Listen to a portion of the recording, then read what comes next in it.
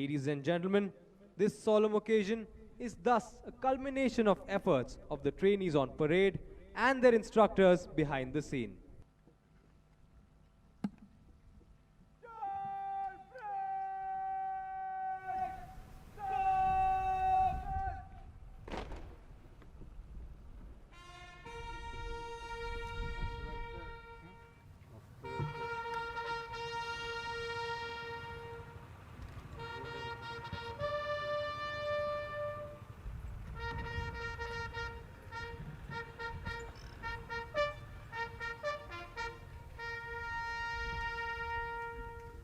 Ladies and gentlemen, the reviewing officer for today's parade, Honorable Defense Minister Shri Rajnath Singh, has arrived.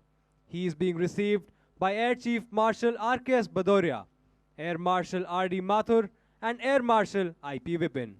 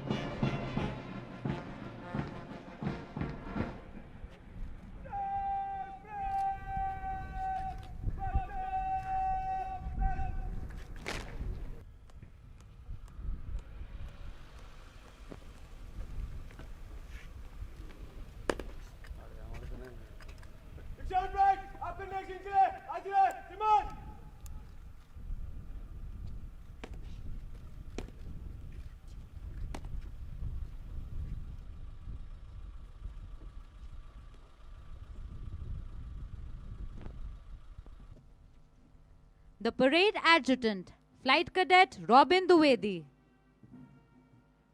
Number 1 Squadron is commanded by Flight Cadet Harsh Singh Tomar.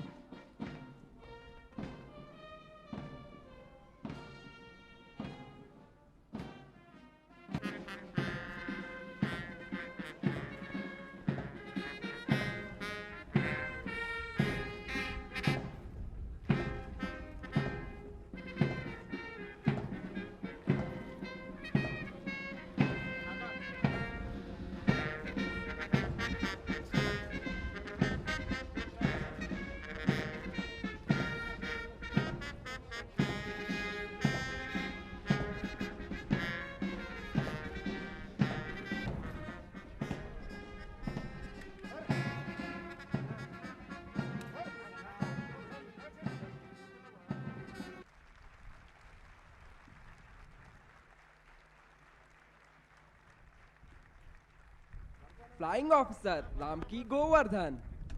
Flying Officer Hitesh Yadav. Flying Officer Harsh Singh Tomar. Flying Officer Ankit Thapa. Flying Officer Zahid Maqsood Pare. Flying Officer Prateek Kumar Yadav. Flying Officer Raghvendra Pratap Singh. Flying Officer Yash Sharma. Flying Officer Surinder Pal Singh. Flying Officer Nikhil Kumar. Indian air force academy की passing out parade में आप सभी के बीच आकर मुझे बेहद खुशी है और मैं स्वयं को गौरवान्वित भी महसूस कर रहा हूँ। कल से अभी तक मेरा यह अनुभव लगातार मजबूत होता गया है कि मैं देश के बेस्ट और ब्राइटेस्ट कैडेट्स के बीच में मौजूद हूँ जो अब ट्रेनी से कमीशन्ड ऑफिसर बनने वाले हैं। और मुझे यह भी जानकारी दी गई है कि आज इस एकेडमी का 100th कोर्स का पास आउट हो रहा है, इसलिए आपके लिए यह पल दोगुनी खुशी का पल होना चाहिए और खुशी के इस पल को बहुत से लोग, खास तौर पर ट्रेनीज के परिवार के लोग आज ऑनलाइन देख रहे हैं। मैं उनका स्वागत भी करता हूं और सारे परिवारजनों का अपनी तरफ से हार्दिक अभिनंदन भी करता हूं। आप लोगों के इंडियन एयरफोर्स, इंडियन नेवी और कोस्ट गार्ड में ऑफिसर बनने का साक्षी होते हुए मुझे भी गौरव की अनुभूति हो रही है। विशेष उपलब्धियों और सम्मान के साथ पास होने वाले कैडेट्स को मैं अपनी ओर से बधाई भी देता हूं और हार्दिक शुभकामनाएं देता हूं।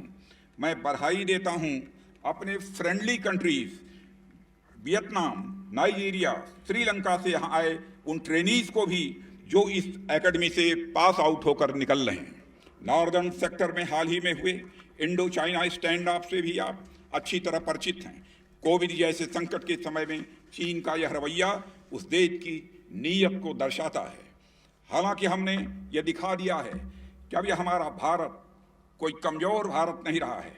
यह एक नया भारत है जो किसी भी तरह के ट्रांसग्रेशन, एग्रेशन या सीमाओं पर किसी तरह के यूनिलैटरल एक्शन का माकूल और मुकम्मल जवाब देने की कुव्वत रखता है। हमारे द्वारा उठाए गए कदमों की प्रशंसा और समर्थन कई बड़े देशों द्वारा भी हुई है। आप सब भी इससे अवगत होंगे। हम किसी भी विवाद का समाधान शांतिपूर्ण और बातचीत के जरिए ही निकालने में विश्वास रखते हैं। दोनों देशों के बीच मिलिट्री और डिप्लोमेटिक चैनल्स के जरिए बातचीत हो रही है। मैं आज के इस अवसर पर फिर से कहना चाहूँगा कि हम संघर्ष नहीं बल्कि हम शांति चाहते हैं, मगर देश के स्वाभिमान पर किसी तरह की चोट हम बर्दाश्त नहीं करेंगे। हम किसी भी स्थिति का मुकाबला करने के लिए पूरी तरह से तैयार हैं।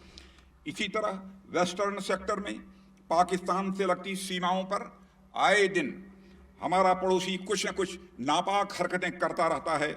एक नहीं बल्कि 4 युद्धों में मात खाने के बाद भी हमारा पड़ोसी पाकिस्तान आतंकवाद के जरिए एक प्रॉक्सी वार लड़ रहा है।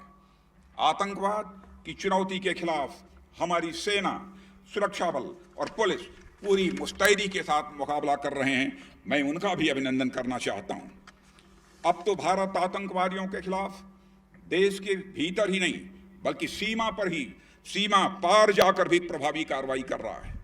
बालाकोट में इंडियन एयरफोर्स ने आतंकवाद के खिलाफ प्रभावी कार्रवाई करके सारी दुनिया को भारतीय सेना की ताकत और आतंक के खिलाफ उसके मजबूत इरादों से परिचित करा दिया है।